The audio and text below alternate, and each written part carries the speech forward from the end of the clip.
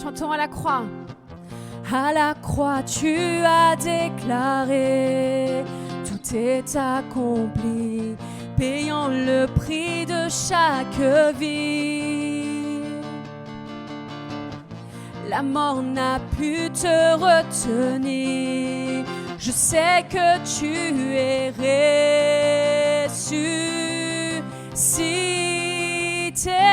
libéré, racheté, délivré, pardonné. Je vivrai désormais pour toi. Dans mon cœur, dans mon cœur, tu fais résonner le son de ta voix afin de diriger mes pas. Tu es le rocher de ma foi, Dieu d'éternité, je te suivrai ensemble. Libéré, racheté, délivré, pardonné, je vivrai désormais pour toi. Et libéré, racheté, délivré, pardonné, je vivrai désormais pour toi. Et oh, garde-moi toujours près de toi. Oh, tu es mon secours et ma joie. Oh, garde-moi toujours près de toi. Oh,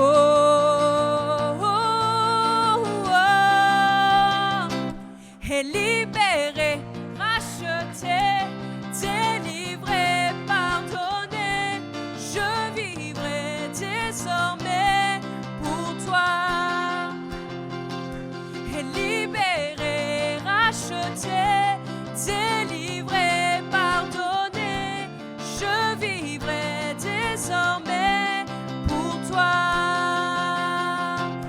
Et libéré, racheté, délivré, pardonné, je vivrai désormais pour toi. Alléluia. Bienvenue Seigneur en ce lieu. Tu es celui qui nous a libérés, qui nous a rachetés. Seigneur, nous sommes ici ce matin pour te louer pour qui tu es, Seigneur. Parce que tu es notre libérateur. Tu es notre sauveur. Sois le bienvenu parmi nous, Seigneur, ce matin.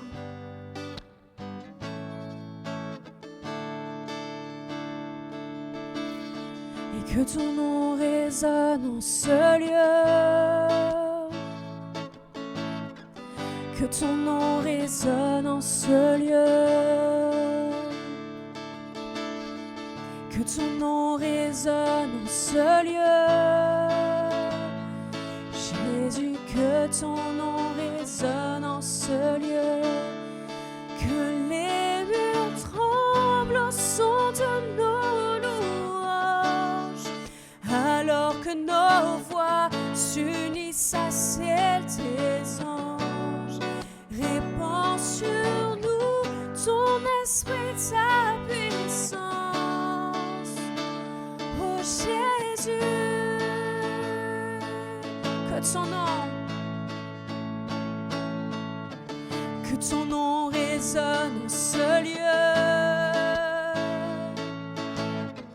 Que ton nom résonne en ce lieu. Et que ton nom résonne en ce lieu. Jésus, que ton nom résonne en ce lieu. Ensemble, que les murs tremblent au son de nos louanges. Alors que nos voix s'unissent à celles des anges. Répands sur nous ton esprit, ta puissance. Oh Jésus, que les murs tremblent au son de nos louanges. Alors que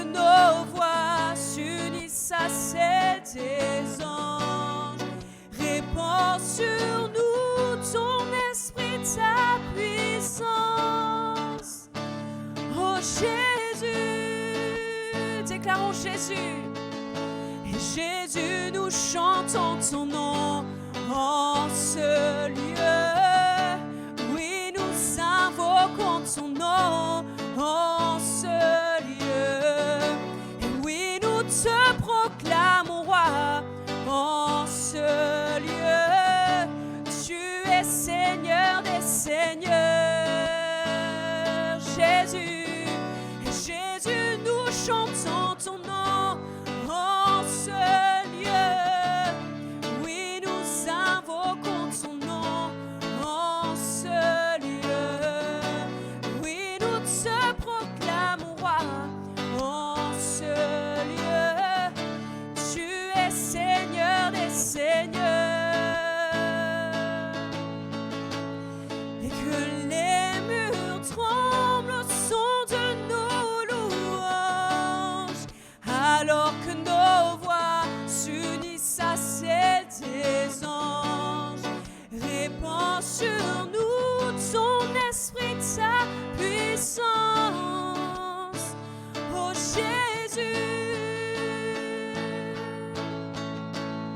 Que les murs tremblent au son de nos louanges, alors que nos voix s'unissent à celles des anges.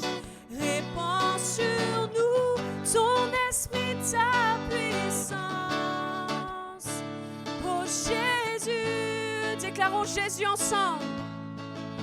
Et Jésus, nous chantons ton nom en ce lieu. Oui, nous invoquons ton nom en ce lieu. Oui, nous te proclamons roi en ce lieu.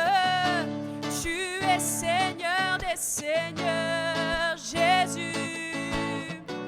Et Jésus, nous chantons ton nom en ce lieu. Oui, nous invoquons ton nom en ce lieu. Et oui, nous te proclamons roi en ce lieu. Et tu es Seigneur des seigneurs. Que les murs tremblent. Et que les murs tremblent au son de nos louanges, alors que nos voix s'unissent à celles des anges. Répands sur nous ton esprit, ta puissance, ô Jésus. Que les murs tremblent au son de nos louanges, alors que nos voix s'unissent à celles des anges. Répands sur nous ton esprit, ta puissance, ô Jésus.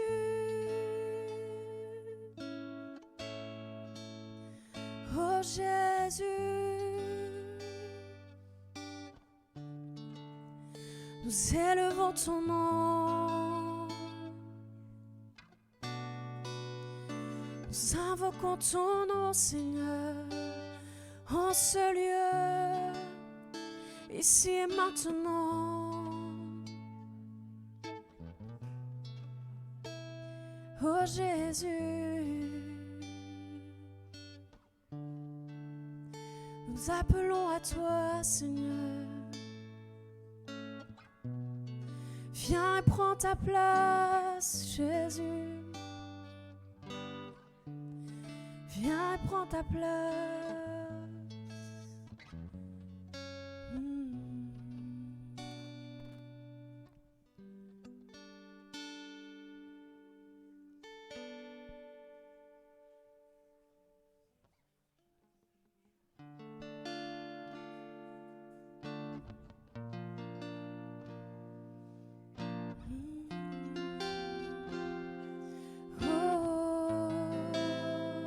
Nous t'accueillons, Seigneur, en ce lieu.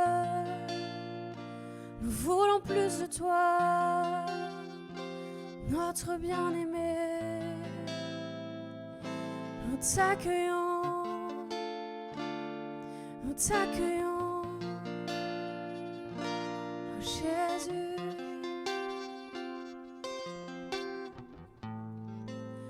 et mon bien-aimé parmi tes milliers et le plus beau, tes plus beaux, mon bien-aimé parmi tes milliers et le plus beau, tes plus beaux, Yeshua.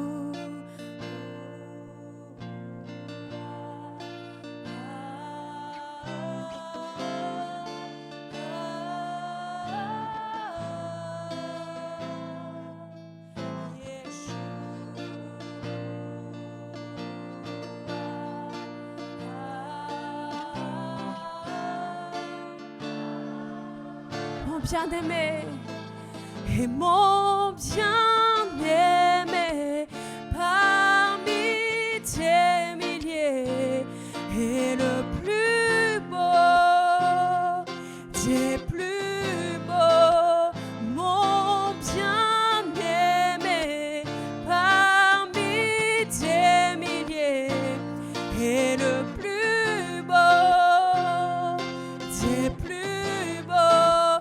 Et mon bien-aimé parmi tes milliers et le plus beau, tes plus beaux, mon bien-aimé parmi tes milliers et le plus beau, tes plus beaux, Yeshua.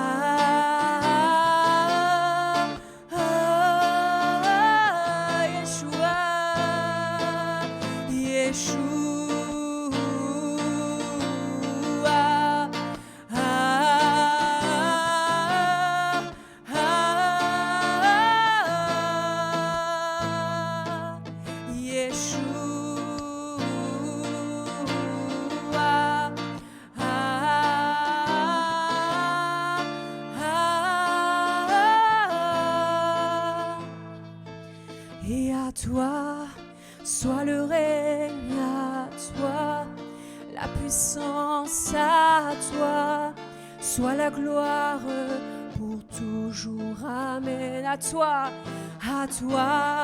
soit le règne, à toi la puissance, à toi soit la gloire pour toujours. Amen. Y tuyo es el reino, tuyo el poder, tuya es la gloria por siempre. Amén. A toi, tuyo es el reino, tuyo el poder, tuya es la gloria por siempre. Amén. À toi soit le règne, à toi la puissance, à toi le règne pour toujours. Amen. À toi soit le règne, à toi la puissance, à toi soit la gloire pour toujours. Amen. Yeshua.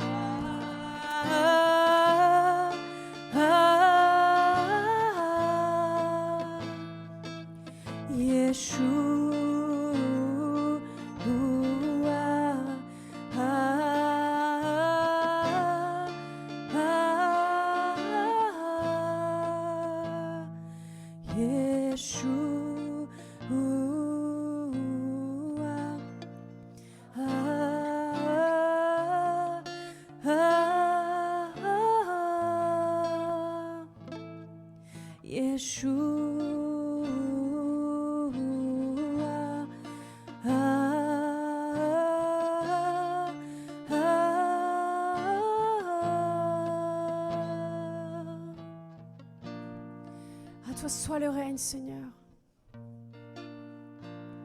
À toi la puissance. À toi toute l'honneur. Seigneur, nous savons que ton royaume ne sera jamais détruit. Que ton royaume un jour va s'établir sur cette terre. Et nous attendons ce jour, Seigneur, où tu vas venir et vaincre définitivement tout ce qui aujourd'hui peut nous séparer de toi.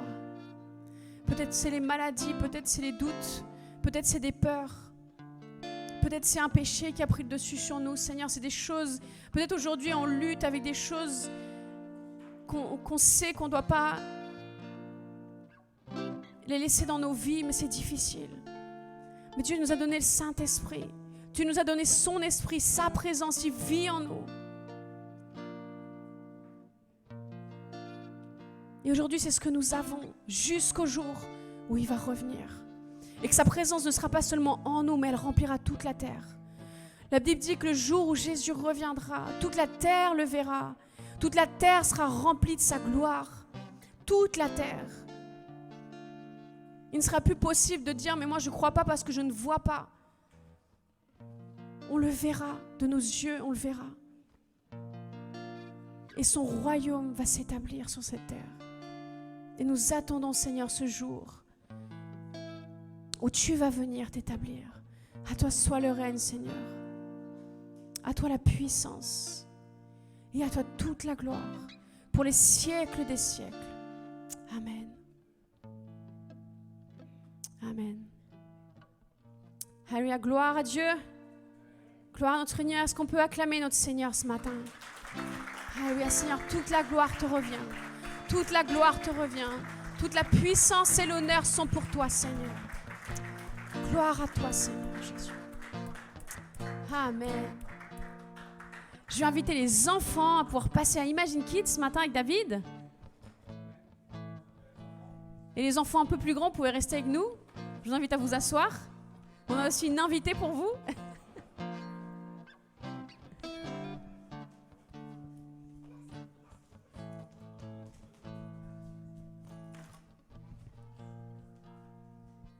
Comment allez-vous ce matin? Vous pouvez regarder votre voisin, lui faire un petit sourire ce matin. Vous allez encore passer une petite heure à ses côtés, donc soyez tous en tout cas les bienvenus. Qu'est-ce qu'on aime être dans la maison du Seigneur pour célébrer. Amen. Est-ce que vous savez que chaque dimanche est une célébration? Nous venons ici célébrer le nom de Dieu, le nom de Jésus, celui qui nous a sauvés. Amen. Notre Sauveur, celui qui nous guérit. Et peut-être Dieu s'est révélé à vous d'une autre manière, mais nous venons le célébrer. Amen. Alors ce matin, afin d'introduire le temps de Sainte Seine et pendant que l'équipe d'accueil veut bien distribuer les petites coupelles, on va lire un passage dans 1 Corinthiens chapitre 9, versets 1 et 1, 2, 3. Donc c'est l'apôtre Paul qui nous parle. Ne suis-je pas libre? Ne suis-je pas apôtre? N'ai-je pas Jésus-Christ, notre Seigneur? N'ai-je pas vu, Jésus-Christ, notre Seigneur? N'êtes pas vous mon œuvre dans le Seigneur?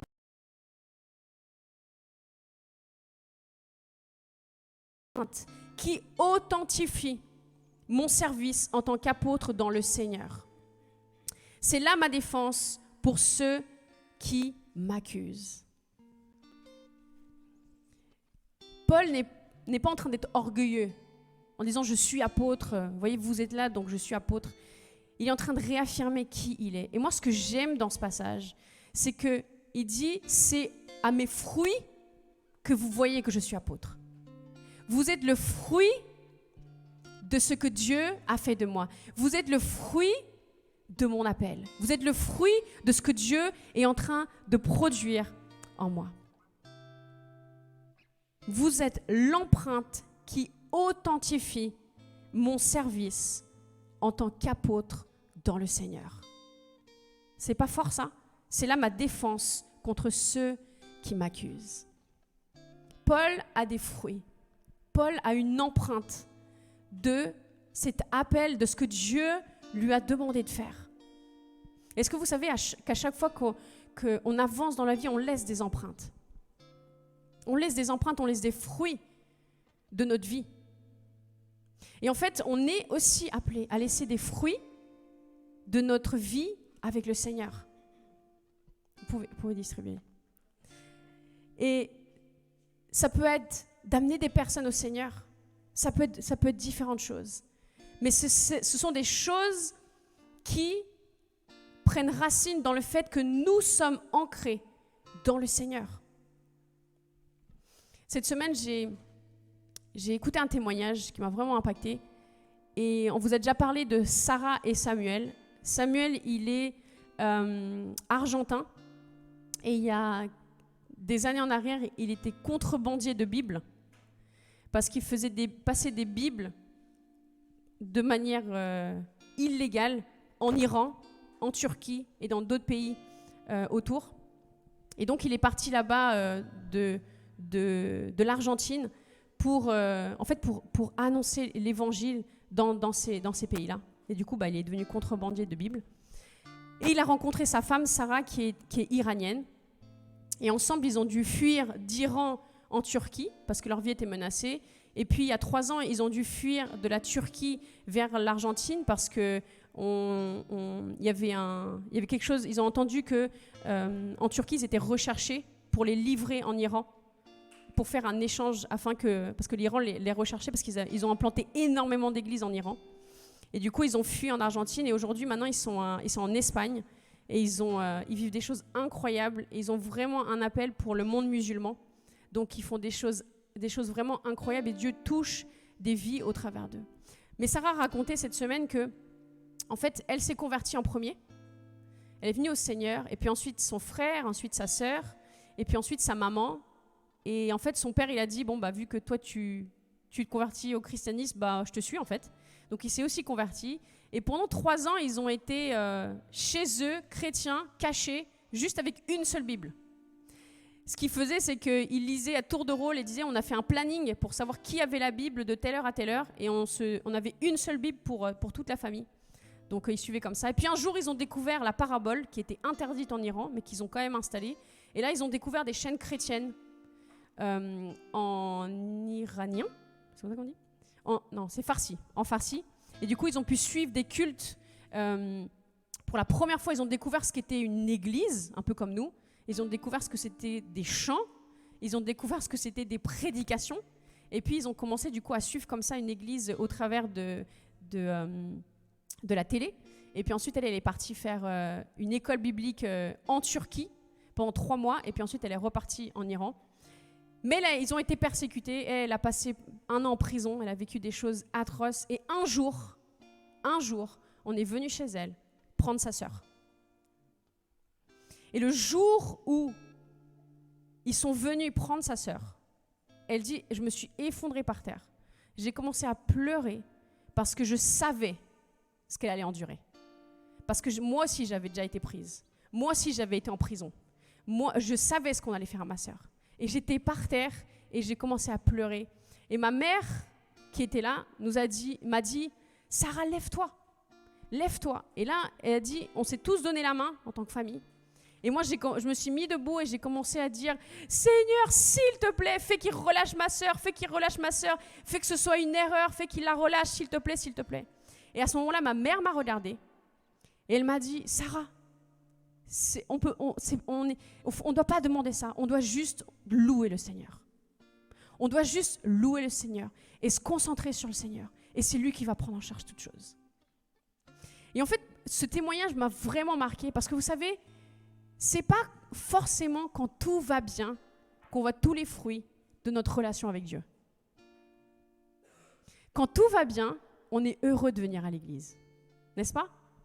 Quand tout va bien, comment ne pas te louer? C'est notre hymne de tous les jours. Parce qu'on a tellement de raisons de louer le Seigneur. Quand tout va bien, les fruits de notre relation avec Dieu sont visibles. On est là tôt à l'église, on amène des croissants, des pains au chocolat. D'ailleurs, j'en dois un petit peu. Mais quand c'est difficile et que les épreuves arrivent, est-ce qu'on continue à voir les fruits? Est-ce qu'on continue à se lever et à dire « Comment ne pas te louer, Seigneur? Comment ne pas t'adorer ?» Est-ce qu'on continue à être fidèle au Seigneur et à continuer à porter du fruit? Vous savez, c'est dans les temps difficiles que se révèle notre véritable intimité. C'est dans les temps difficiles que se révèlent les fruits de ce lien et de ce désir que nous avons du Seigneur. Intimité, le mot intimité, on le retrouve quand on a une relation intime avec quelqu'un, c'est-à-dire que l'un et l'autre, on se désire. Donc notre relation intime avec le Seigneur, c'est pas intime parce qu'on se cache pour lire notre Bible. C'est intime parce qu'on a un désir de passer du temps avec Dieu. On a un désir de voir le Seigneur.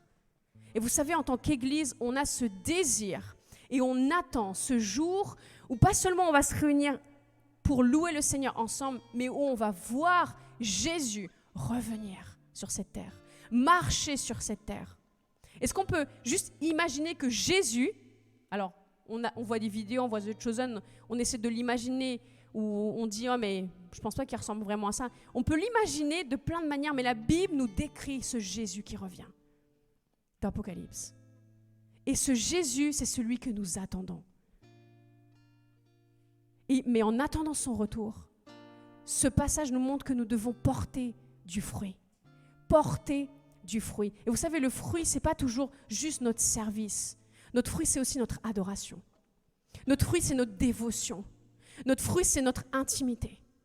Tous ces temps que l'on passe avec le Seigneur, seul, à lire notre Bible, à chercher sa présence, quand on vient ici et qu'on dit « Seigneur, mon bien-aimé », toutes ces choses-là prennent racine en nous et vont aussi engendrer du fruit.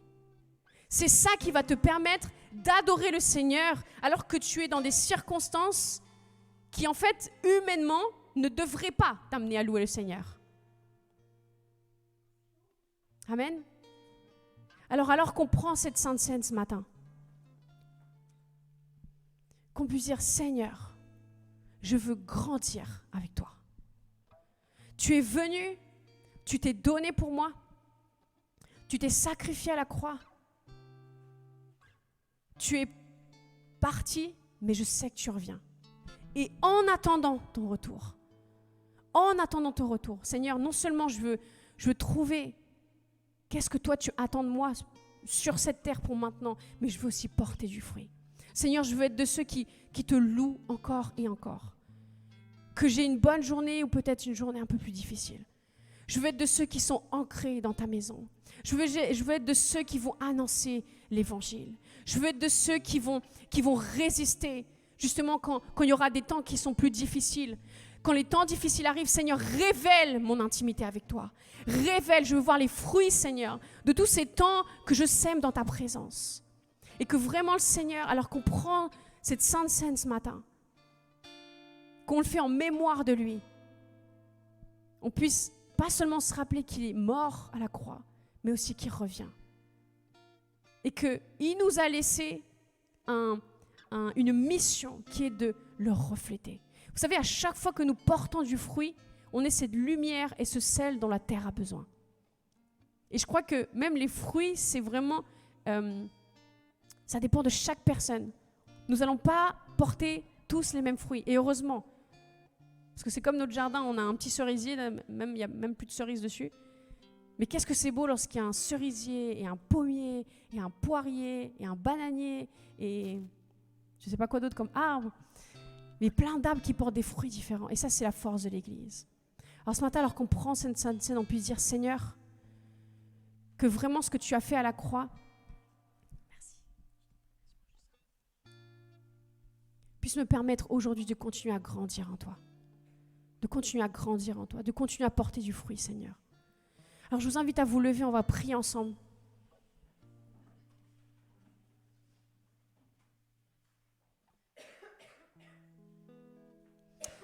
Merci Jésus pour ton amour pour nous.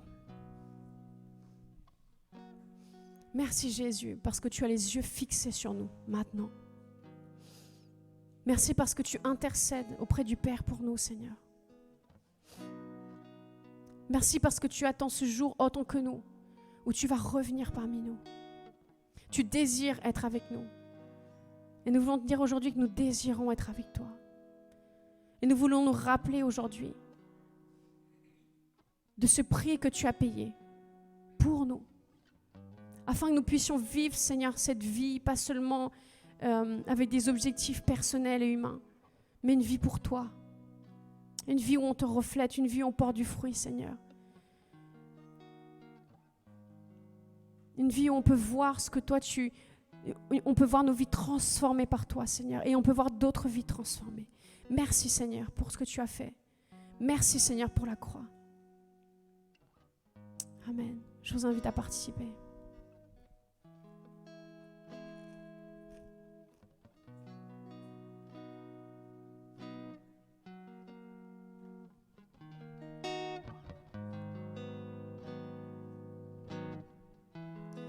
Et que ton nom est majestueux, Seigneur, sur toute la terre. Ton nom est fort et puissant, ton nom est glorieux et grand. En lui nous sommes sauvés. Le nom de Jésus, plus haut que tous les noms. Roi des rois, et aucun nom n'est comme le sien. Le nom de Jésus, plus haut que tous les noms. Alpha, Oméga, aucun nom n'est comme le sien. Ton nom est comme un doux parfum, déversé sur mon âme, sur mon âme. En ton nom nous surmontons tout. En ton nom nous avons la victoire. Ton nom est tout puissant. Le nom de Jésus, plus haut que tous les noms. Et roi des rois, aucun nom n'est comme le sien. Le nom de Jésus, plus haut que tous les noms. Et Alpha, Oméga, aucun nom n'est comme le sien. Le nom de Jésus, plus haut que tous les noms. Et roi des rois, aucun nom n'est comme le sien. Le nom de Jésus, plus haut que tous les noms. Et Alpha, Oméga, aucun nom n'est comme le sien. Déclarons ensemble. Et aucun autre Dieu n'a vaincu la mort que Jésus-Christ le ressuscité. Nous l'élevons et nous l'élevons plus haut. En son nom, et en son nom tout genou fléchit.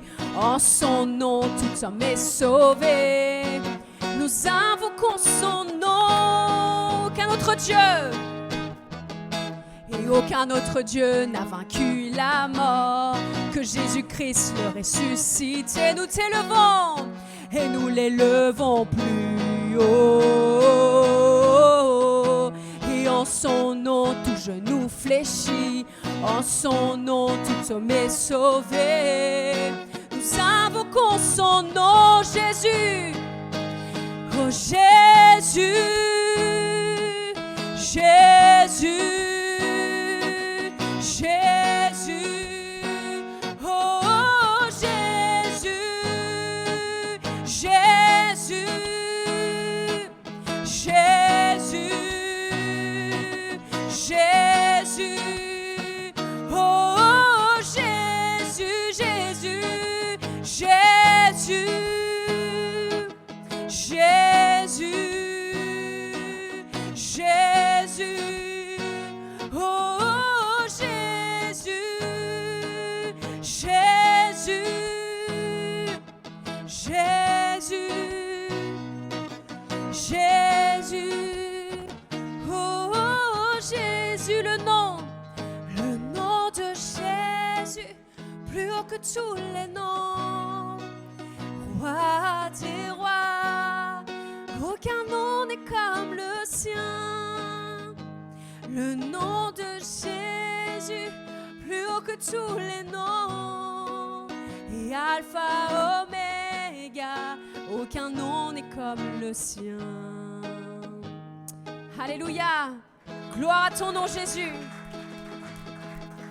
Gloire à ton nom Jésus. Amen, je vous invite à prendre place, on va faire quelques annonces. Tout d'abord, tous les mardis matins, nous prions sur Zoom de 6h du matin à 7h du matin. Alors vous êtes les bienvenus à nous rejoindre, on a des temps de partage de la parole et puis ensuite on prie, on intercède. Donc c'est vraiment des temps où on grandit aussi spirituellement. Amen. Dès qu'on fait de la place aussi dans notre planning au Seigneur, aussi on grandit spirituellement. On dit Seigneur, voilà, je te donne de la place, je prends un temps pour toi, viens et manifeste-toi dans nos vies. Et je vous assure qu'on passe des temps vraiment incroyables dans la présence de Dieu aussi, le mardi à 6h du matin. Notre conférence Kingdom arrive. C'est le vendredi 30 et le samedi 31 mai. Et je vous laisse voir le teaser. Si c'est good.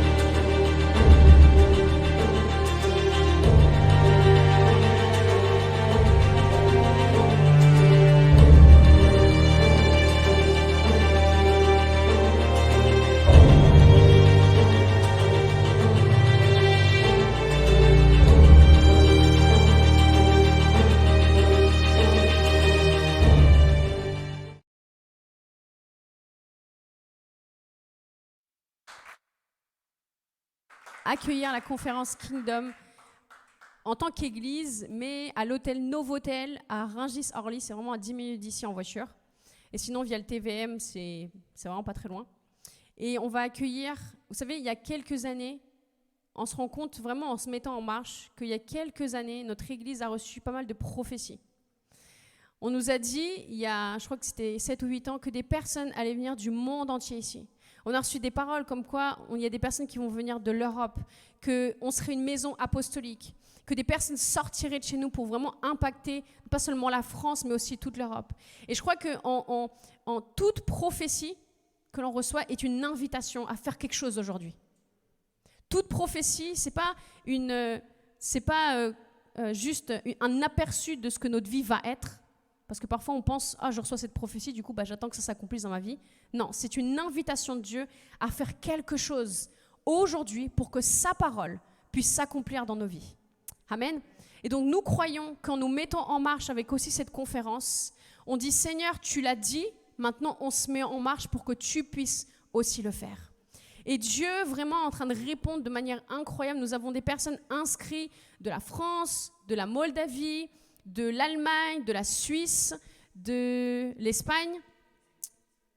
Et aussi, on a un couple qui s'appelle Ivan et Andrea Prosaglio, qui sont des pasteurs en Israël et qui nous ont appelés dimanche dernier, qui nous ont dit, nous aussi Dieu nous a parlé sur l'Europe. Nous aussi Dieu a mis des pays dans notre cœur et la France c'est le 2e pays que Dieu a mis dans notre cœur. Donc si vous faites une conférence à Paris, on veut être là. Et ils ont pris leur billet dimanche prochain et ils seront avec nous et ils partageront aussi ce que Dieu a mis dans leur cœur pour cette saison le samedi après-midi. Et ils viennent avec leurs enfants, leurs deux petits-enfants. Et ça va être incroyable de voir. Et c'est incroyable de voir comment Dieu est en train de connecter toutes ces choses ensemble.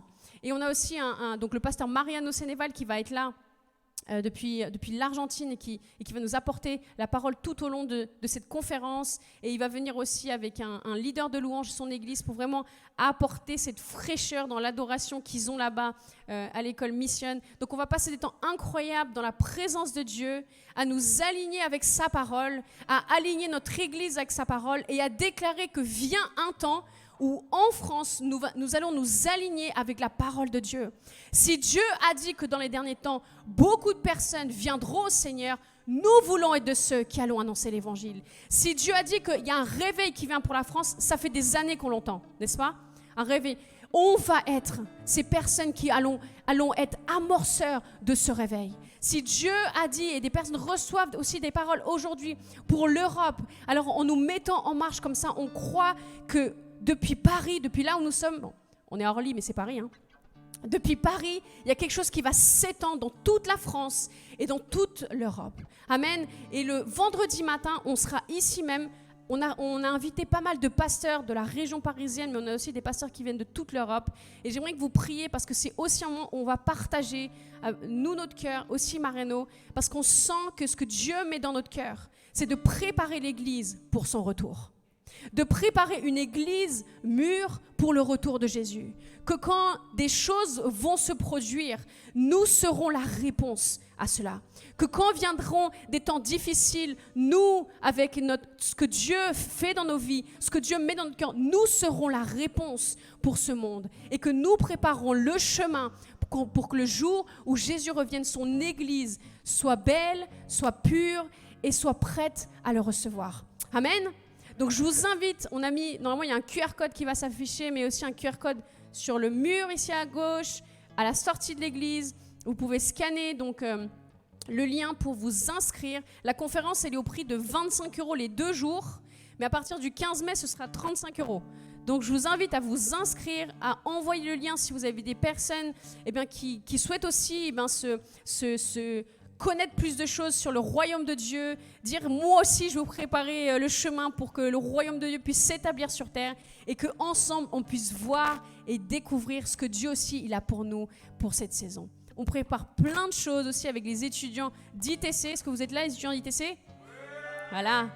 On a des étudiants d'ITC qui sont là, ils vont servir aussi tout au long du week-end. Et puis si vous avez à cœur aussi de servir, on va venir vous voir et on va susciter les cœurs qui souhaitent servir. Mais en tout cas, ça va être incroyable. Je pense que vous voyez dans ma voix que j'ai trop hâte. Parce que je sais que ce que Dieu il a pour nous en tant qu'Église, avec un petit E, mais aussi avec un grand E, est incroyable. Amen. Lorsque nous vivons une vie avec le Seigneur, vous savez, c'est imagine. Il a bien plus que ce qu'on peut imaginer ou penser.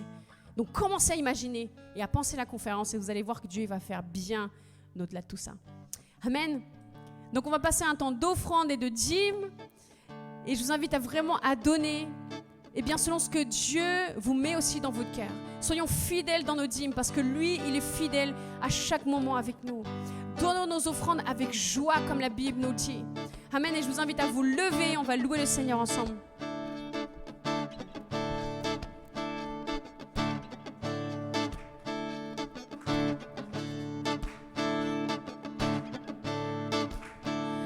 Que nos chants ainsi nos louanges, un accueil. Nous sommes là pour toi. Nous sommes là pour toi.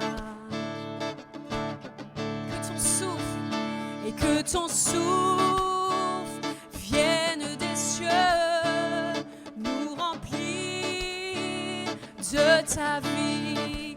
Nous sommes là pour toi. Nous sommes là pour toi.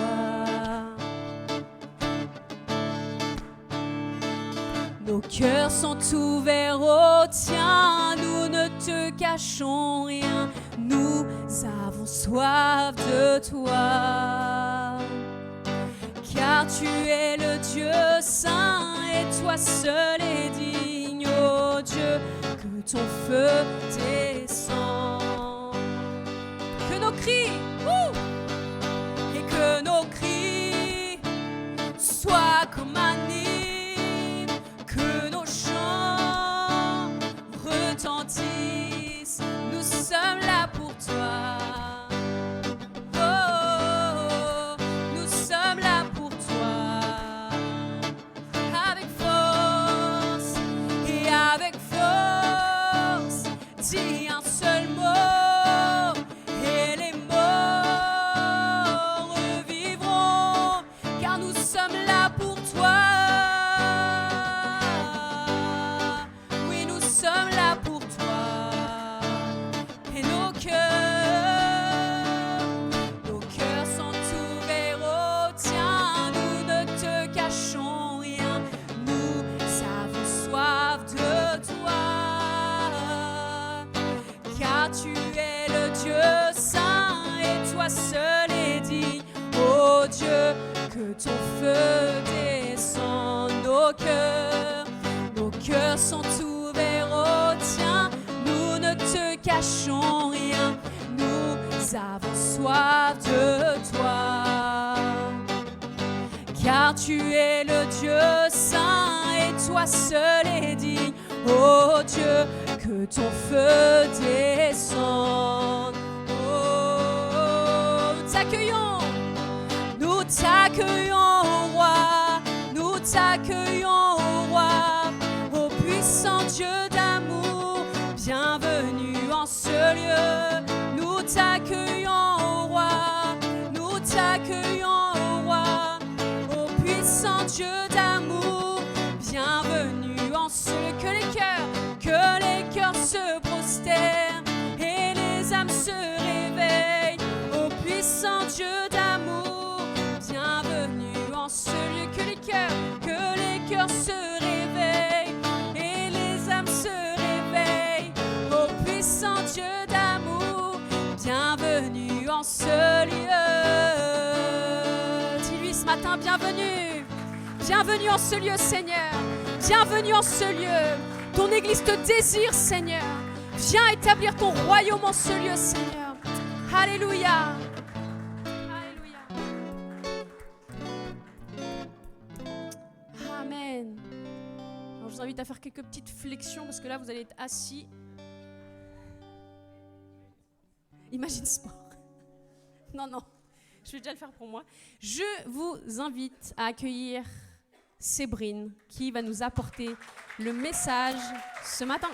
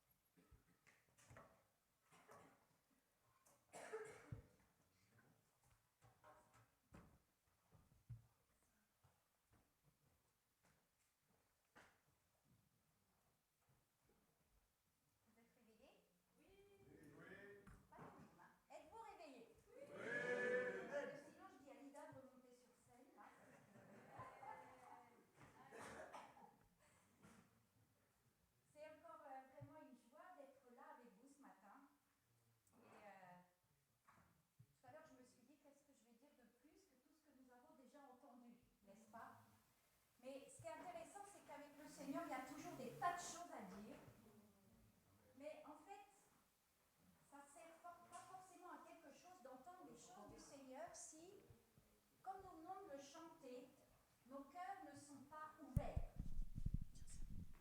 Ah. C'est mieux là ? 1, 2, 1, 2. Il n'était pas en route, c'est ça ? D'accord. Et voilà, il n'était pas en route. Donc, si vous n'êtes pas en route, ça ne va pas marcher non plus. Est-ce que vous êtes en route ? Vous avez tourné la clé ? Oui. Je pense qu'aujourd'hui, notre société, elle parle beaucoup d'influenceurs. Tout le monde a déjà entendu parler de ce mot d'influenceur. C'est tellement connu que c'en est même devenu un métier. Vous saviez qu'on peut devenir influenceur de métier ? C'est quand même dingue. Mais en fait, le Larousse, je me suis dit, je vais aller voir ce que Larousse nous dit concernant ce mot influenceur. Un influenceur, c'est une personne qui, par sa position sociale, sa notoriété et ou son exposition médiatique, a un grand pouvoir d'influence sur l'opinion publique, voire sur les décideurs. Une personne qui, en raison de sa popularité, de son expertise dans un domaine donné, par exemple la mode, est capable d'influencer des pratiques de consommation des internautes par les idées qu'elle diffuse sur un blog ou tout autre support interactif. Je crois qu'on est obligé de se rendre à l'évidence qu'il y a des bons et il y a des mauvais influenceurs, n'est-ce pas ? Les dégâts d'Internet, les dégâts des réseaux sociaux, tout ça, on est bien convaincus qu'il y a des bons et qu'il y a des mauvais influenceurs. On est obligé aussi de se rendre à l'évidence que nous-mêmes, nous sommes influencés parfois par des bons influenceurs, mais aussi par des mauvais influenceurs. Mais on est aussi obligé de se rendre à l'évidence que nous-mêmes, nous pouvons être des bons influenceurs, mais aussi des mauvais influenceurs.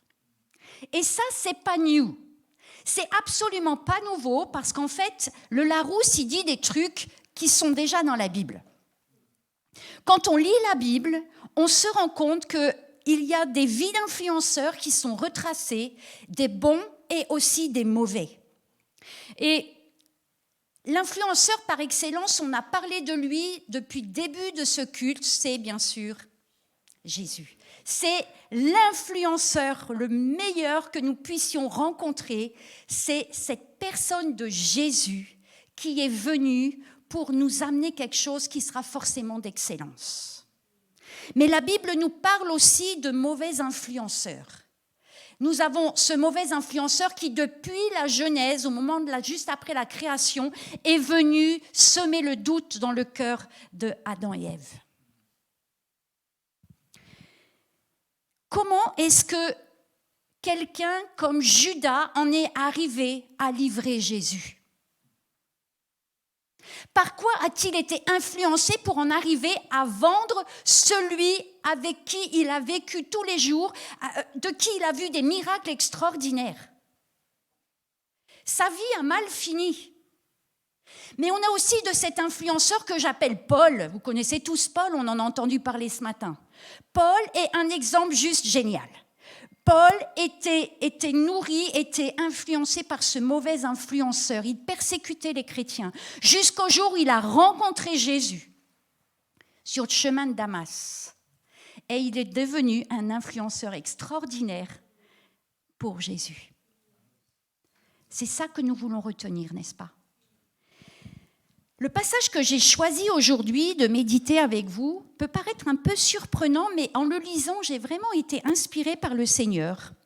Et j'ai construit un message que j'ai appelé « Quelle sorte d'influenceur dirige ton GPS de vie ?» Parce que il faut bien être au clair que les influenceurs qui vont avoir un impact sur notre vie vont aussi avoir un impact dans la direction que notre vie va prendre. De la même manière que ce que je vais être comme influenceur va aussi avoir un impact sur le chemin que d'autres aussi vont emprunter. Alors on va lire ensemble Luc chapitre 24, verset 13. Alors là, je me suis fait avoir parce que vous, votre vidéoprojecteur, il est là. J'ai oublié ça. Est-ce que Sarah, je peux te passer le micro et tu vas lire, s'il te plaît, elle va lire le texte pour nous. Le même jour, 2 disciples se rendaient à un village nommé Emmaüs, à une douzaine de kilomètres de Jérusalem. Ils s'entretenaient de tous ces événements. Pendant qu'ils échangeaient ainsi leurs propos et leurs réflexions, Jésus lui-même s'approcha d'eux et les accompagna. Mais leurs yeux étaient incapables de le reconnaître. Il leur dit : « De quoi discutez-vous en marchant ?» Ils s'arrêtèrent, l'air attristés. L'un d'eux, nommé Cléopas, lui répondit : « Es-tu le seul parmi ceux qui séjournent à Jérusalem qui ne sache pas ce qui s'est passé ces jours-ci ?»« Quoi donc ?» leur demanda-t-il. « Ce qui est arrivé à Jésus de Nazareth, c'était un prophète qui agissait et parlait avec puissance devant Dieu et devant tout le peuple. Nos chefs des prêtres et nos dirigeants l'ont livré aux Romains pour le faire condamner à mort et clouer sur une croix. Nous avions espéré qu'il était celui qui devait délivrer Israël. Mais hélas, voilà déjà 3 jours que tout cela est arrivé. Il est vrai que quelques femmes de notre groupe nous ont fort étonnés. Elles sont allées au tombeau très tôt ce matin, mais elles n'ont pas trouvé son corps et sont venues raconter qu'elles ont vu apparaître des anges qui leur ont assuré qu'il est vivant. Là-dessus, quelques-uns de ceux qui étaient avec nous se sont aussi rendus au tombeau. Ils ont bien trouvé les choses telles que les femmes les ont décrites, mais lui, ils ne l'ont pas vu. Alors Jésus leur dit : « Ah, hommes sans intelligence, vous êtes bien lents à croire tout ce que les prophètes ont annoncé. Le Christ ne devait-il pas souffrir toutes ces choses avant d'entrer dans sa gloire ? Alors, commençant par les livres de Moïse et parcourant tous ceux des prophètes, Jésus expliqua ce qui se rapportait à lui dans toutes les Écritures. Entre-temps, ils arrivèrent près du village où ils se rendaient. Jésus sembla vouloir continuer sa route, mais ils le retinrent avec une vive insistance en disant : « Reste donc avec nous. Tu vois, le jour baisse et le soir approche. » Alors, il entra dans la maison pour rester avec eux. Il se mit à table avec eux, prit le pain, et après avoir prononcé la prière de bénédiction, il le partagea et leur donna. Alors leurs yeux s'ouvrirent et ils le reconnurent. Mais déjà, il avait disparu. Et ils se dirent l'un à l'autre : « N'avons-nous pas senti comme un feu dans notre cœur pendant qu'il nous parlait en chemin et qu'il nous expliquait les Écritures ?» Ils se levèrent sur l'heure et retournèrent à Jérusalem. Ils y trouvèrent les 11 réunis avec leurs compagnons. Tous les accueillirent par ces paroles : « Le Seigneur est réellement ressuscité. Il s'est montré à Simon. » Alors les 2 disciples racontèrent à leur tour ce qui leur était arrivé en chemin et comment ils avaient reconnu Jésus au moment où il avait partagé le pain.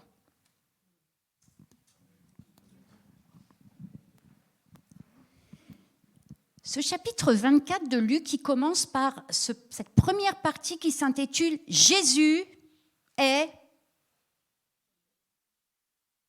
Vous avez fêté Pâques il n'y a pas longtemps, vraiment ? Je recommence. Jésus est ressuscité. Et la deuxième partie de ce chapitre 24, c'est cette partie que l'on a l'habitude d'appeler les disciples d'Emmaüs. Et en fait, Jésus est ressuscité, je pense que c'est une réalité, c'est la base de tout, et c'est une réalité qui a eu des témoins oculaires. La mort de Jésus a été publique, n'est-ce pas ? Beaucoup de personnes ont vu ce qui s'est passé, comment Jésus a été crucifié. Et il y a des historiens qui ont même raconté la mort de Jésus. Et on a un historien fort connu qui s'appelle Flavius Joseph, pour tous ceux qui ont fait des études d'histoire, ils ont forcément entendu parler de lui, qui a raconté comment cet homme qui était juste et qu'on appelait Jésus a été mis à mort. Il y a eu la résurrection de Jésus. Cette résurrection de Jésus, elle a été visible d'abord par une minorité, n'est-ce pas ? Mais en fait, je me suis dit, mais en fait, le moment, cet instant T de la résurrection, qui l'a vu ? Qui a vu ce moment où Jésus est ressuscité ? Et en fait, c'est intéressant parce que c'est justement parce que personne, aucun humain ne l'a vraiment vu, qu'on doit y mettre ici une dimension de foi indispensable pour croire qu'il est ressuscité. Personne ne l'a vu véritablement, mais j'ai envie de dire que cet instant, c'est cet instant du miracle spirituel. Et vous savez, dans nos vies, dans nos combats, dans nos attentes, de voir Jésus accomplir un miracle dans notre vie, il y aura toujours cet instant T qui ne sera pas visible au moment où ça va se produire. Mais pour autant, aujourd'hui, nous sommes aussi témoins du résultat, de la conséquence, de la vérité de la résurrection de Jésus, parce que grâce à elle, nos vies ont été transformées. N'est-ce pas? C'est après cet instant T du miracle que nous pouvons voir et constater avec notre vue, avec notre cœur, et que d'autres voient aussi que Jésus est vraiment ressuscité.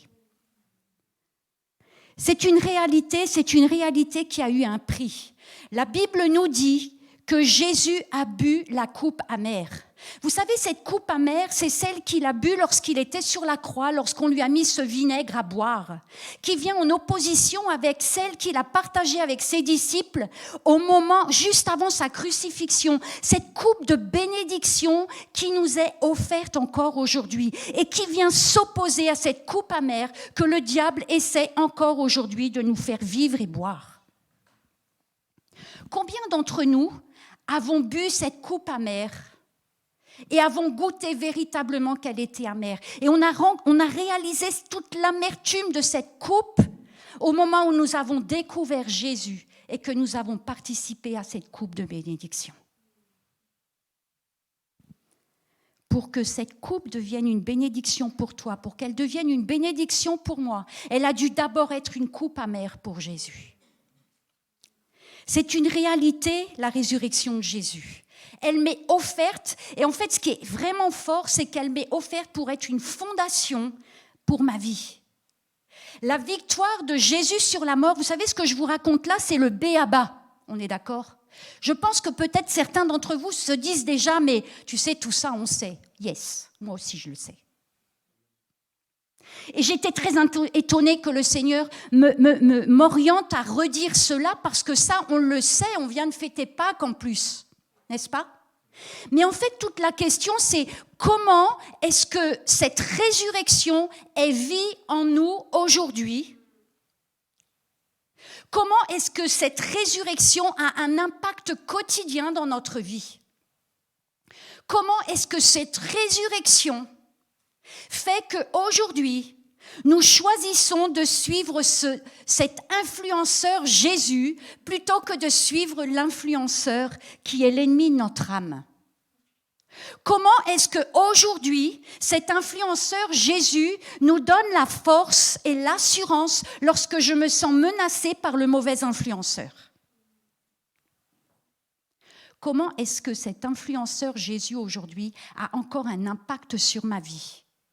Lorsque je suis tentée, lorsque je suis attirée vers des influenceurs qui ne sont pas du côté de Jésus, qui me permet de discerner que derrière peut-être une image d'influenceur de Jésus, il y a un mauvais influenceur. Vous savez, Jésus a quand même dit à Pierre, arrière de moi Satan.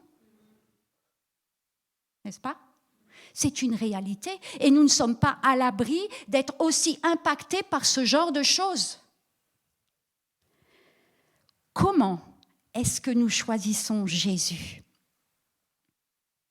Parce que ce que je pense aujourd'hui, c'est ma deuxième partie, ce que je pense devient ce que je crois et va influencer mon GPS de vie. Il y a une différence entre la joie du miracle de la résurrection que nous lisons au début du chapitre 24 et l'état dépressif dans lequel ces deux disciples sont en route vers Emmaüs. Un écart incroyable. C'est le même chapitre. D'un côté, on a la joie de la résurrection et de l'autre côté, on a la déprime. Pourtant, le texte nous dit que les disciples avaient bien entendu que le bruit courait que Jésus était ressuscité.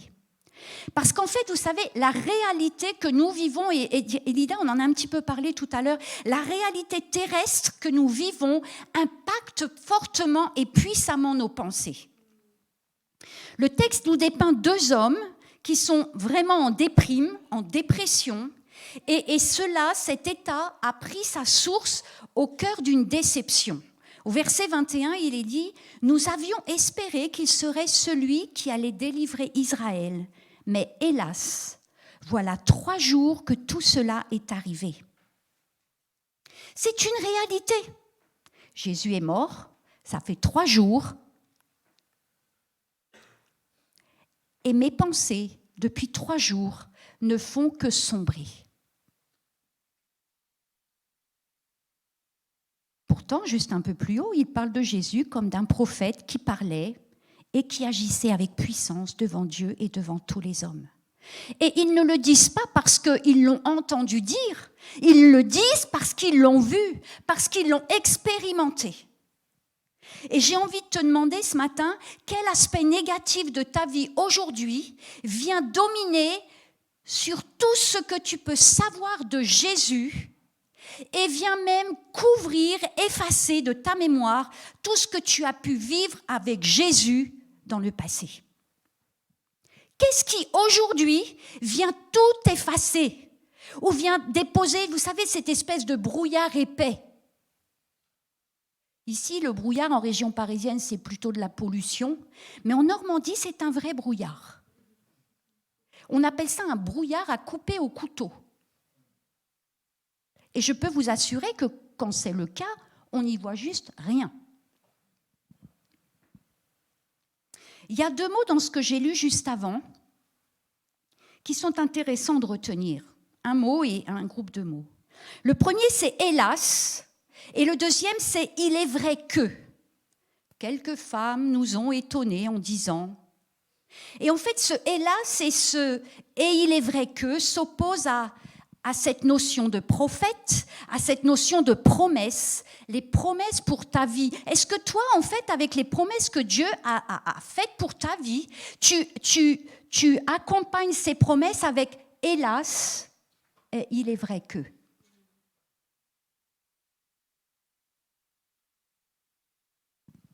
Les promesses pour ta vie et celles qui découlent sont celles qui découlent du miracle de la croix. Vous savez, nos vies, en tout cas la mienne, elle est faite de déceptions, elle est faite de moments juste « waouh » et de moments « et waouh ».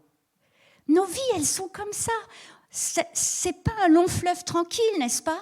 Si quelqu'un ici vit ça, je suis preneuse pour la recette, d'accord? Mais en fait, ce qui est intéressant, c'est que le fait que c'est pas un long fleuve tranquille, vous savez, ces moments de creux, ces moments où justement c'est compliqué, ce sont ces moments-là qui, bien souvent, nous amènent à nous tourner vers le Seigneur et à chercher en lui quelque chose. Vous savez, Lida a raison quand elle dit que c'est dans ces moments-là, elle n'a pas toujours raison, mais là, elle a raison, que ce sont dans ces moments-là où on comprend véritablement, non mais quand même, véritablement, on a le fruit de notre intimité avec le Seigneur. Vous savez, il y a peut-être de cela 1 an et demi, j'ai vécu un temps extrêmement difficile, personnel. Et alors que j'étais dans ce trou profond, j'étais là, j'étais dans ma chambre et j'ai dit, Seigneur, de toute façon, je sais, c'est encore toi qui vas gagner. Vous savez, cette certitude que c'est Jésus qui va gagner,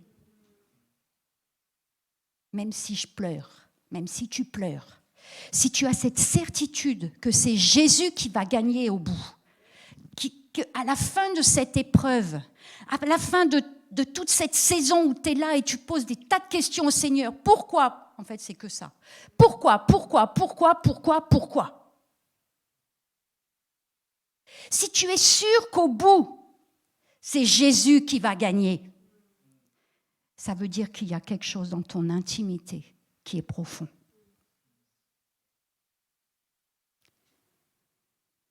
Nos vies sont faites de moments de déception. Et le diable va se saisir et mettre tout en œuvre pour que nos déceptions deviennent des frustrations et nous amènent à nourrir des pensées négatives, comme pour les disciples d'Emmaüs, qui auront 2 conséquences, l'éloignement et un changement d'influence. J'ai lu plein de fois ce passage. Je l'aime bien d'ailleurs. Je l'ai lu plein de fois, mais il y a quelque chose qui m'a frappée et je crois que c'est un peu le cœur de ce que le Seigneur veut nous transmettre ce matin. nos situations d'échec, nos rêves non réalisés, les promesses non encore visibles, nos frustrations, nos déceptions sont autant d'occasions pour l'ennemi de trouver une porte d'entrée pour nous éloigner de Dieu. Je ne sais pas ce que tu vis en ce moment, mais ce que je peux te dire, c'est que ce que tu es en train de traverser, l'ennemi essaye de s'en saisir pour t'éloigner du Seigneur. Avez-vous remarqué qu'il est question des disciples d'Emmaüs? Ils étaient 2. Et il y a quelque chose qui m'a frappée. Vous savez, dans Matthieu 18, 20, il est dit « Là où 2 ou 3 sont réunis en mon nom », vous connaissez ce verset-là, hein? Et en fait, cette réalité, ça m'a marqué, c'est une réalité spirituelle qui tient sa force dans le nom. Là où 2 ou 3 sont réunis en mon nom. En fait, ça va un peu piquer, je crois. Vous savez que 2 ou 3 peuvent être réunis dans le nom de Jésus. Et là, on a cette assurance extraordinaire. Mais il peut y avoir aussi, c'est là où il y a 2 ou 3 qui sont réunis, influencés par l'ennemi. Et là, je me suis posé ces questions que je peux vous poser aussi à vous. Comment les divisions arrivent-elles dans les églises? Comment un couple en arrive-t-il à se séparer? Comment des enfants peuvent-ils en arriver à se dresser contre leurs parents? Comment des collègues de travail peuvent en arriver à se dresser contre quelqu'un? Comment? Vous remarquerez qu'il ne s'agit jamais d'une seule personne.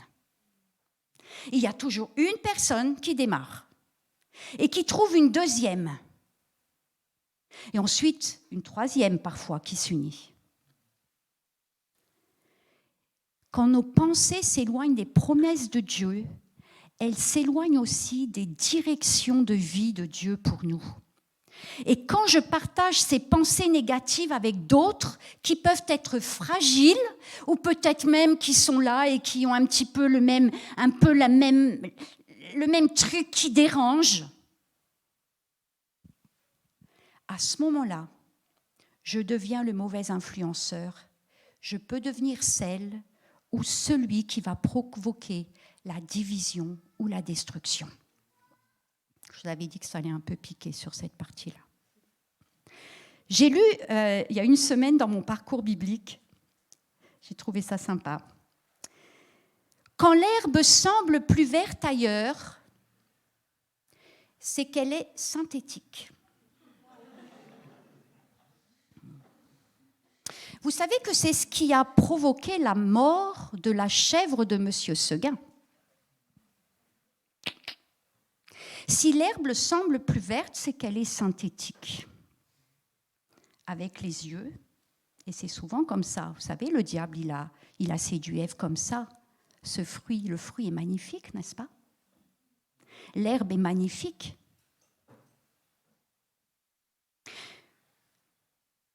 Ce ou cette collègue de travail semble avoir toutes les qualités que mon conjoint n'a pas.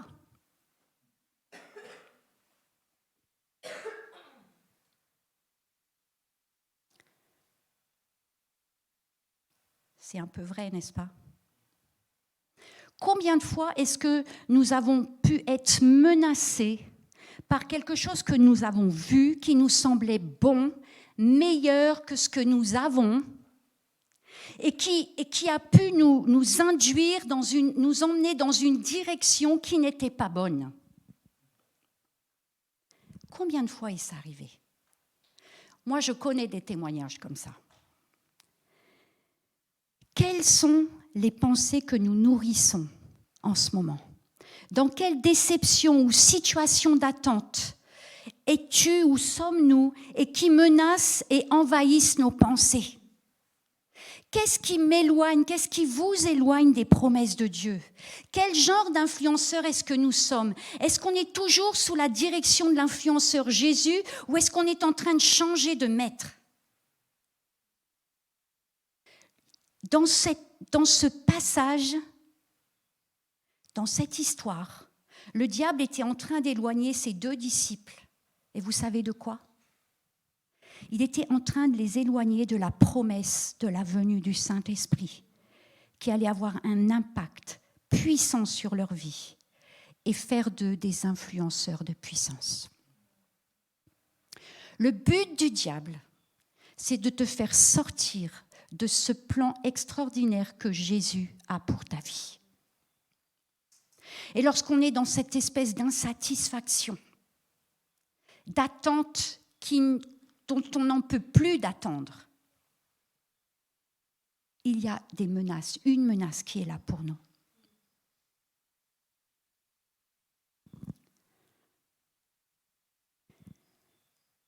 Ce qui est intéressant et ce qui est beau et magnifique, c'est que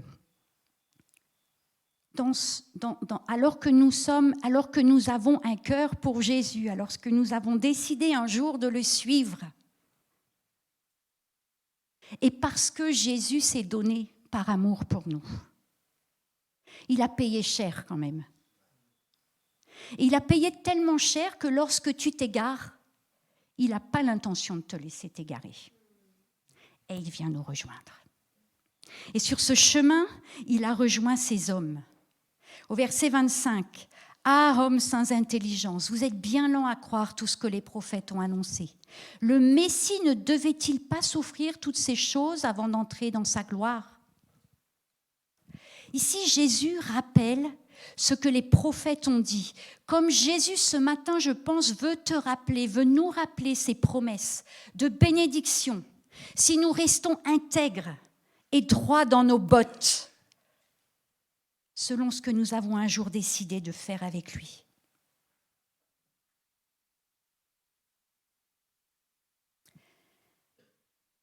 Ils le retinrent avec une vive insistance en disant « Reste donc avec nous. Tu vois, le jour baisse et le soir approche. » C'est ce que le Seigneur t'offre ce matin. Est-ce que tu veux que Jésus reste avec toi ? Qu'il continue de t'encourager pour que tu ne cèdes pas à la tentation. Vous savez, la tentation, ce n'est pas un péché, mais c'est ce qui nous amène vers le péché. Et si ta tentation t'a amené vers le péché, il y a toujours Jésus qui vient te rejoindre quand même, parce qu'il a payé le prix pour que ton péché soit pardonné alors que tu le confesses. Pour qu'il soit effacé, qu'il les emmène tellement loin que lui, il devient amnésique par rapport à ton péché que tu as confessé. Parce que Jésus voit ton cœur et qu'il t'aime. Est-ce que tu veux qu'il vienne pour que tu cesses cette mauvaise habitude peut-être que tu as commencé à prendre, pour que ce que tu as semé, que tu as commencé à semer s'arrête.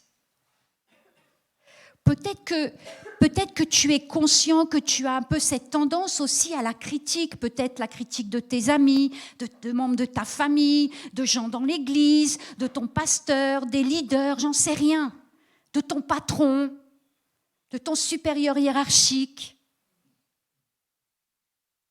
Peut-être que c'est quelque chose qui est devenu une habitude dans ta vie. Il faut que ça cesse. Il faut vraiment que ça cesse. Vous savez, je crois que c'est certainement la chose la plus destructrice qui puisse exister dans tous les milieux sur cette terre. C'est la critique. Parce qu'on sème du mauvais. On sème du mauvais. Même dans nos pensées, ça sème du mauvais.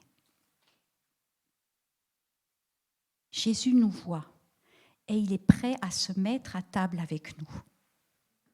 Au verset 30, il dit qu'il a prononcé la prière de bénédiction, il a partagé le pain et il l'a donné. Et c'est cet acte-là qui a ouvert les yeux aux disciples. Le fait que Jésus ait fait cette prière de bénédiction, qu'il ait partagé le pain et qu'il leur ait donné. Le souvenir de ce que Jésus avait fait, le dernier repas, la coupe de bénédiction qui vient se dresser contre cette coupe de malédiction qui était en train de monter et nourrir ces deux disciples. La croix, c'est une réponse à ton combat. C'est une réponse à ton attente, à tes frustrations. Il a tout accompli. Il est ressuscité. Il peut ressusciter cette espérance en toi. Tout ce qui te semble s'éloigner de toi. Joyce Meyer, il y a quelques jours, a donné cette pensée du jour qui était « Confrontez vos doutes à la parole de Dieu ». Confronte tes doutes à la parole de Dieu. Confronte tes doutes à la vérité. Confronte tes doutes. Et il nous faut confronter nos doutes, nos déceptions à la victoire puissante de Jésus à la croix. Et plutôt qu'à ces pensées que le diable essaye de souffler et à ces images d'herbes vertes qui ne sont rien d'autre que du synthétique, essayez de manger du synthétique. Vous allez voir, ça n'a pas bon goût, hein. C'est beau, mais qu'est-ce que c'est pas bon? Parfois, il y a une tentation de péché, ça semble tellement bon. Mais une fois qu'on a consommé, qu'est-ce que c'est pas bon? C'est pire que ce qu'on a pu imaginer. Et ça amène à d'autres péchés, parce que souvent, après, arrive le mensonge, la dissimulation, la culpabilité.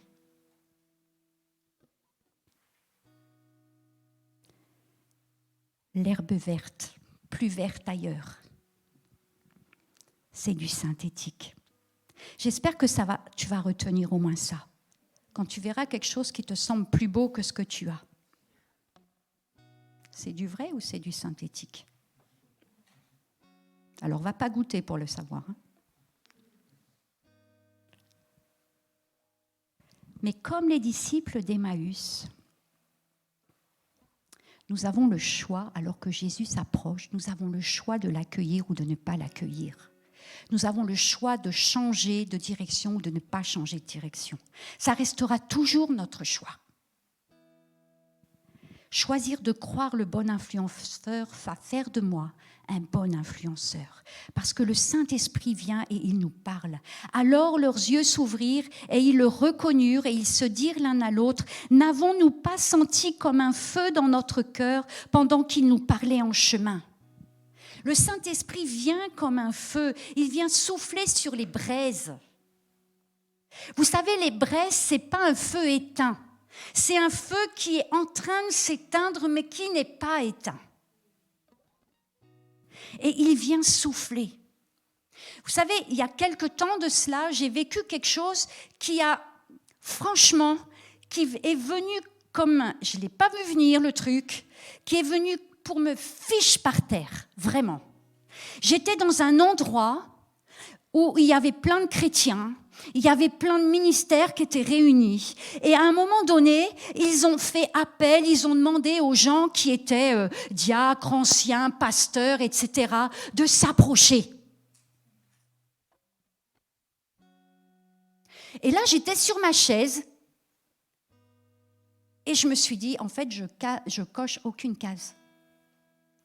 Humainement, je n'ai été reconnue de rien, ni diacre, ni ancien, ni pasteur. Et j'étais là sur ma chaise, frustrée, et j'ai fait que pleurer. Et quelque chose de mauvais a commencé à monter.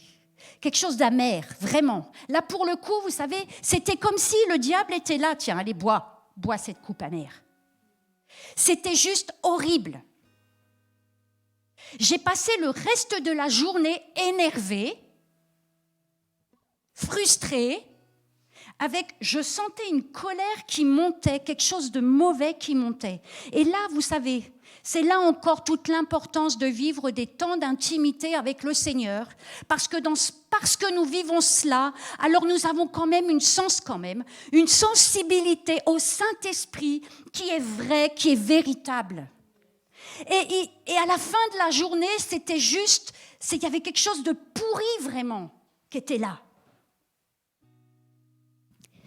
Et j'ai réalisé, Sébrine, c'était un piège du diable. En fait, la réalité, je ne pouvais pas la nier.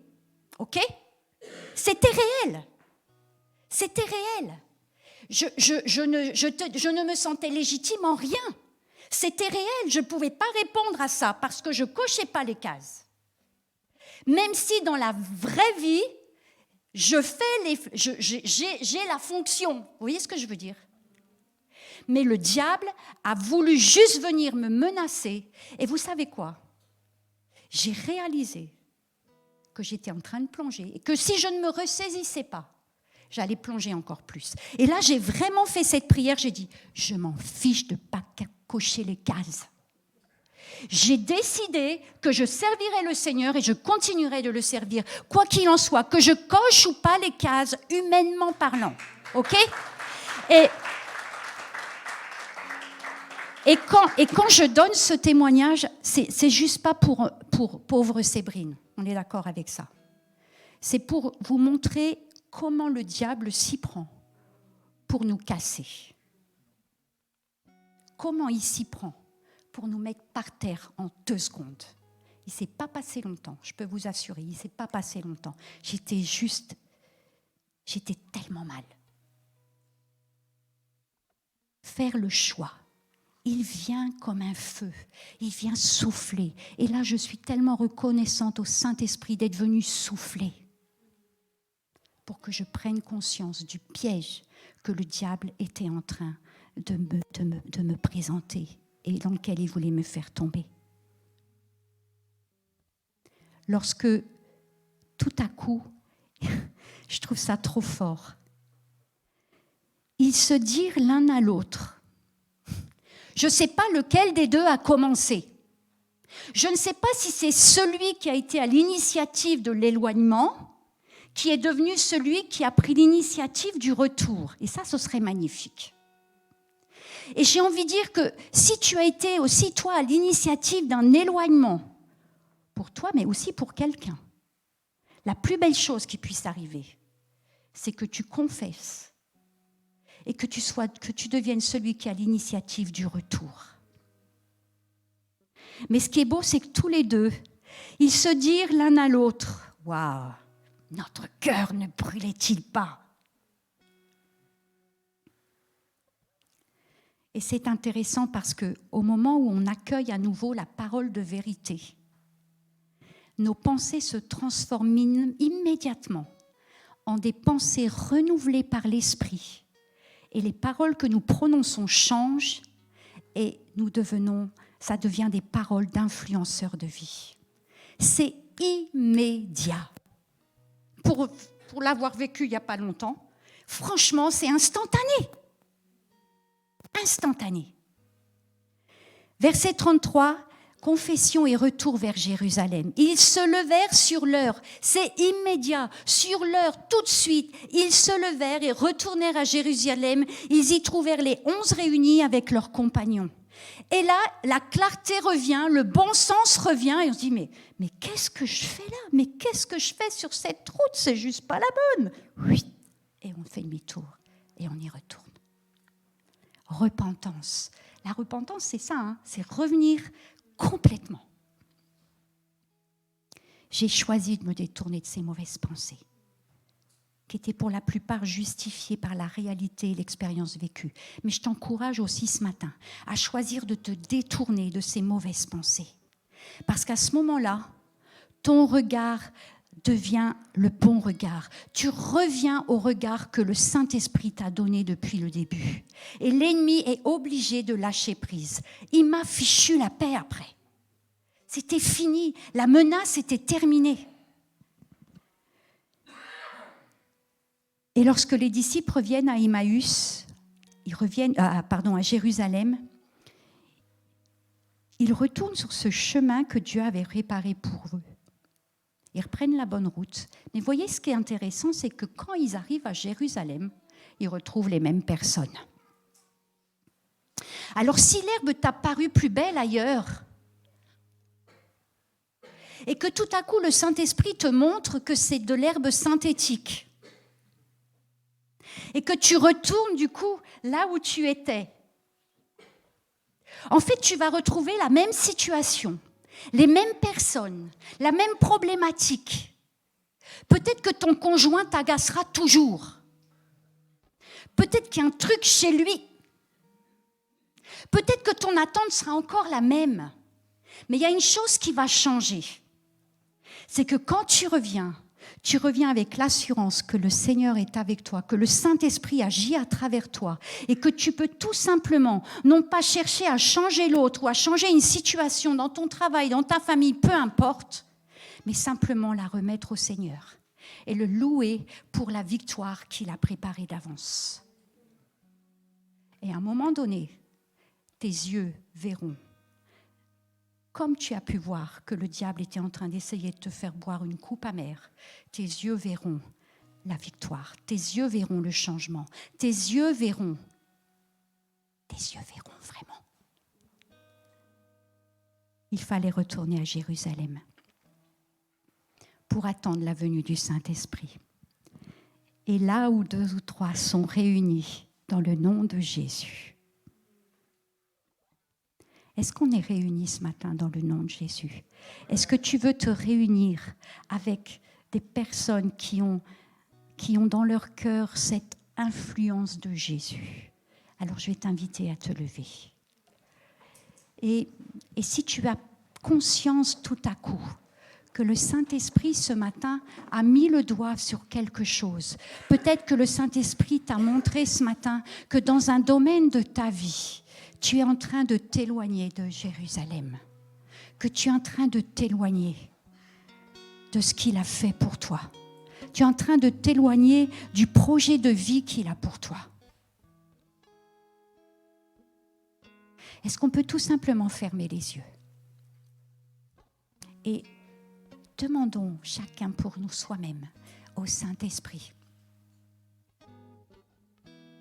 Y a-t-il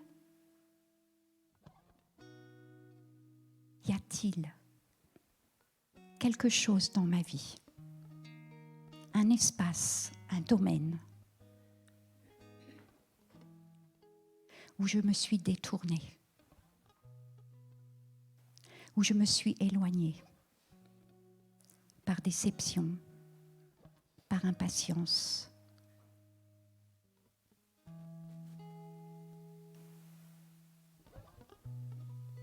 Je crois qu'il y a des rendez-vous avec le Seigneur ce matin. En fait, de la même façon que Jésus est allé rejoindre les disciples d'Emmaüs, il vient en rejoindre certains d'entre nous ce matin. C'est une réalité. Jésus te rejoint ce matin. Il vient te rejoindre dans ce chemin que tu as emprunté, qui n'est pas le bon.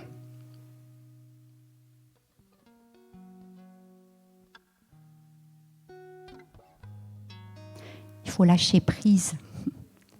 Vous savez, lâcher prise, ça demande de lutter avec notre moi, notre chair, qui dit c'est pas juste ou c'est pas normal ou je mérite mieux.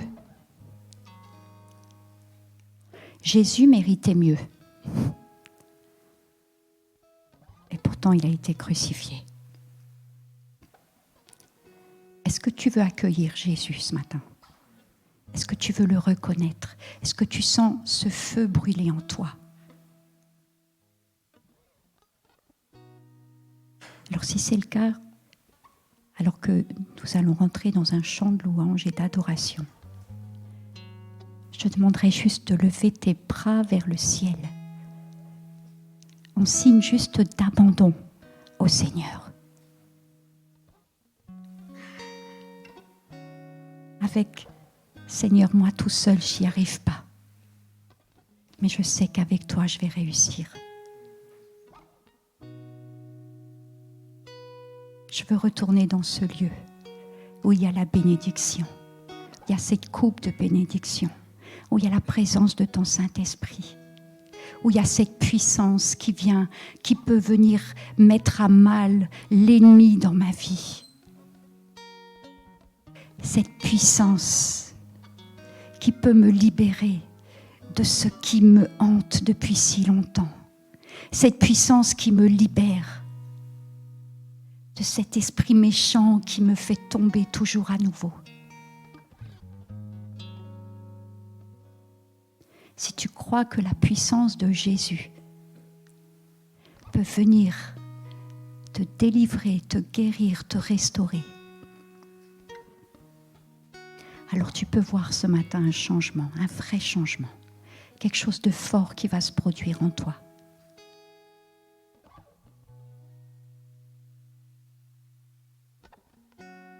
Parce qu'il y en a marre. Il y en a marre de voir l'ennemi gagner.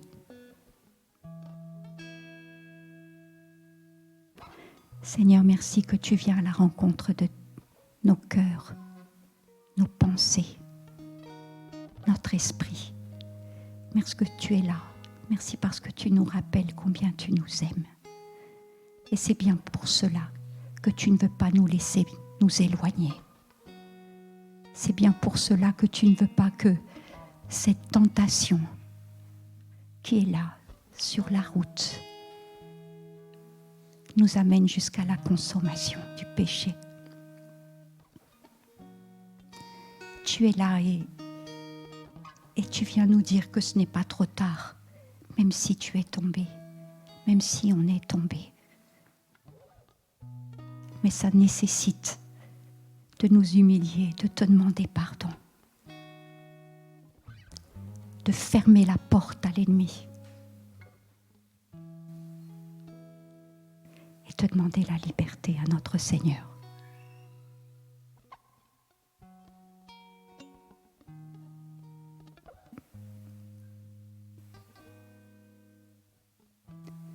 Merci Saint-Esprit pour ta présence.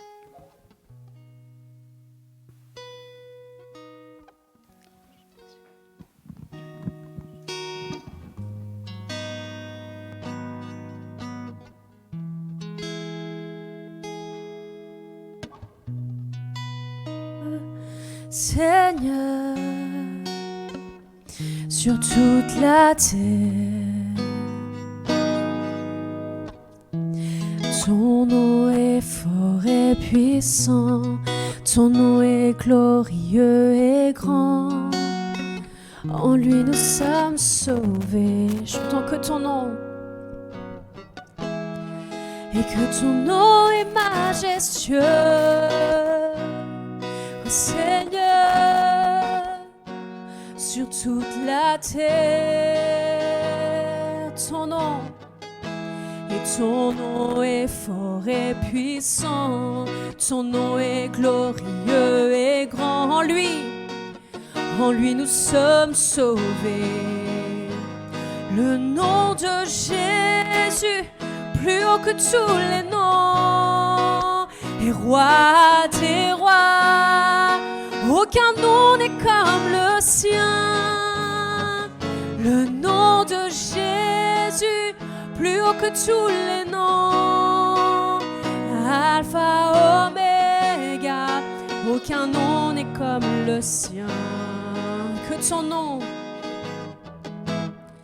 et que ton nom est majestueux,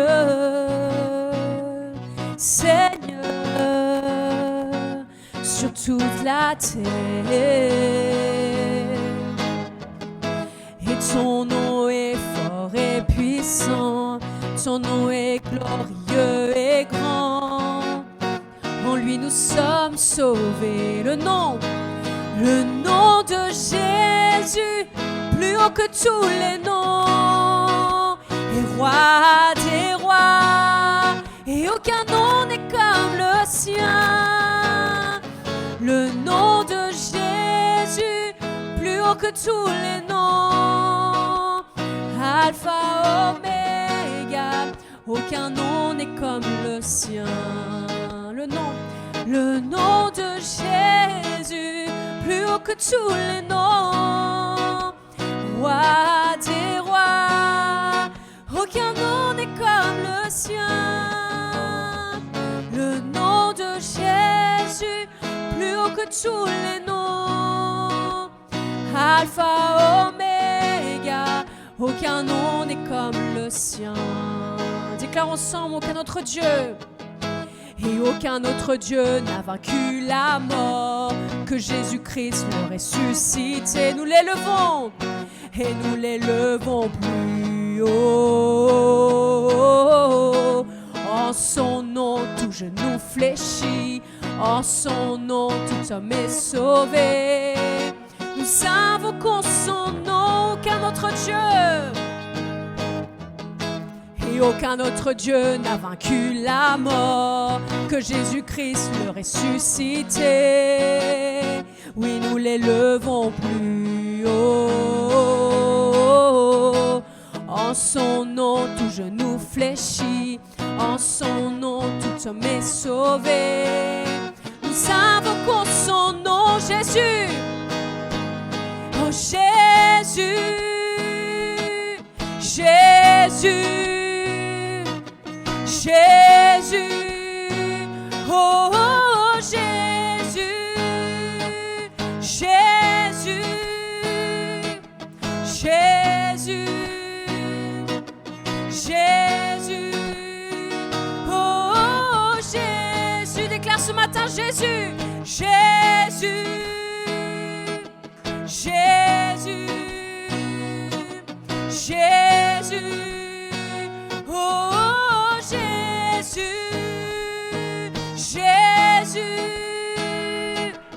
Jésus,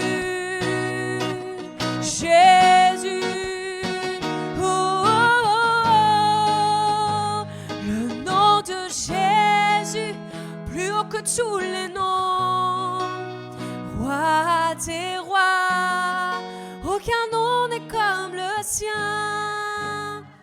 Le nom de Jésus, plus haut que tous les noms, Alpha, Oméga, aucun nom n'est comme le sien.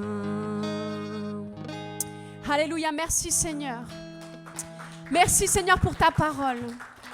Merci Seigneur parce que nous sommes ancrés en toi Seigneur. Merci pour que cette parole puisse prendre racine en nous Seigneur et porter du fruit. Alléluia, nous te remercions pour ce temps en ta présence. Amen. Amen, je vous souhaite un bon dimanche à chacun et puis on se retrouve dimanche prochain, non, mardi à 6h du matin et dimanche prochain ici à 10h. Bon dimanche.